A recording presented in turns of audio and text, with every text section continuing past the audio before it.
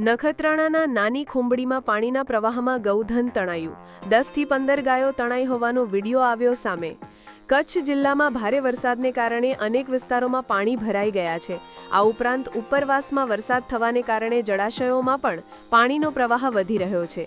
ત્યારે કચ્છના નખત્રાણાના નાની ખુંબડીમાં પાણીના પ્રવાહમાં 10 થી 15 ગાયો તણાઈ હોવાનો વિડીયો સામે આવ્યો છે.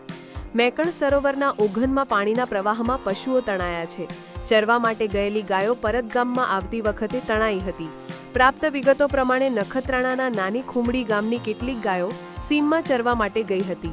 ચરીને પરત ગામમાં આવી રહી હતી તે દરમિયાન મેકણ સરોવરના ઓઘનમાં પાણીનો પ્રવાહ વધતા 10 થી 15 ગાયો તણાઈ હતી.